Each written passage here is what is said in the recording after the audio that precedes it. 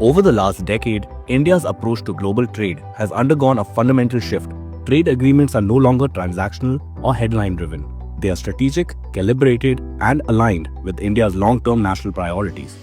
The India-New Zealand Free Trade Agreement reflects this new doctrine clearly in what is a carefully negotiated framework that balances opportunity with protection, growth with safeguards, and global access with domestic stability. A few minutes ago, I spoke with Prime Minister Modi, and I'm very pleased to announce that New Zealand has now concluded a free trade agreement with India. This is a free trade agreement with New Zealand, which is both comprehensive and forward-looking, reflecting the vision of our two leaders, Prime Minister Modi and Prime Minister Lakson. Let us break down what this agreement actually delivers and why it matters. Number 1. 100% market access for Indian exports without compromising Indian interests. Under this FTA, New Zealand has eliminated duties on 100% of Indian exports, covering 8,284 tariff lines. In simple terms, almost every product exported from India to New Zealand now enters duty-free, ensuring Indian businesses compete on a level playing field. At the same time, India took a deliberate and firm stand on protecting sensitive domestic sectors. India excluded 29.97% of tariff lines, including dairy products such as milk, cream, yogurt, cheese and whey, sugar and select vegetable oils, copper, aluminium, arms, and selected categories of gems and jewelry. A clear message that India stands firm on its two red lines of dairy and agri industries to protect both cooperatives and India's farming community. Number 2. A major boost to labor-intensive Indian sectors. The FTA provides zero-duty access to Indian labor-intensive sectors, including textiles and apparel, leather and footwear, gems and jewelry, and processed foods. These sectors employ millions of Indians, particularly in MSME clusters and smaller towns. Simultaneously, advanced manufacturing sectors, engineering goods, automobiles and auto components, electric machinery, electronics, chemicals, plastics, and rubber also gain duty-free access, reinforcing India's push towards globally competitive manufacturing. Number 3. Securing critical inputs for Indian manufacturing. The agreement also facilitates imports that are essential for Indian industry, like wooden logs, coking coal, and ferrous and non-ferrous metal scrap. These inputs strengthen supply chains, lower production costs, and support long-term industrial growth. This is trade policy designed to support Make in India, not undermine it. Number 4. Agricultural cooperation without sacrificing food security. Rather than opening Indian agriculture indiscriminately, the FTA focuses on productivity partnerships.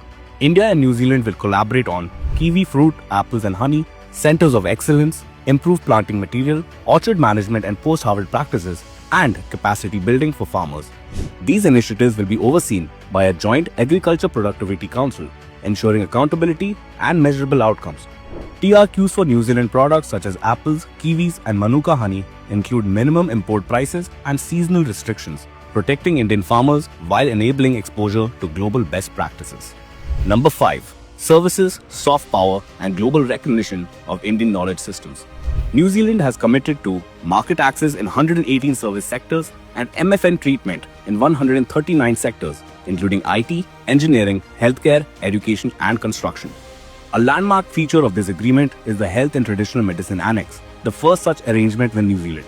It formally recognizes India's AYUSH systems: Ayurveda, Yoga, Naturopathy, Unani, Siddha, Soa Rigpa, and Homeopathy, while enabling collaboration with Maori health practices. This strengthens India's soft power, boosts medical value travel, and advances global recognition of India's traditional knowledge systems. Number 6. Mobility, students, and global opportunities for Indian youth. The FTA delivers tangible outcomes for Indian students and professionals. Indian students can work 20 hours per week during their studies, extended post-study work visas for up to 3 years for STEM bachelors, up to 3 years for masters, and 4 years for doctorates. Additionally, 5,000 skilled Indian professionals receive dedicated work quotas across sectors. Recognized roles include yoga instructors, Indian chefs, music teachers, IT professionals, engineers, healthcare workers, educators, and construction specialists, and 1,000 working holiday visas annually with multiple entry privileges for 12 months. This is people-centric diplomacy in action. Number 7. Long-term investment and MSME cooperation. New Zealand has committed $20 billion in investment into India over the next 15 years, a strong signal of confidence in India's policy stability and growth trajectory. The FTA also promotes cooperation in MSMEs, organic product recognition, tourism and audiovisual industries, sports and traditional knowledge systems. The benefits are broad-based and decentralized. Number 8. Rules-based, transparent and secure trade architecture. The agreement establishes a modern trade framework, customs clearance within 48 hours and 24 hours for perishable items, digital documentation and advanced rulings, and robust rules of origin to prevent circumvention. Number 9. Strategic value for New Zealand, reducing over-dependence on China. This agreement is also geopolitically significant for New Zealand.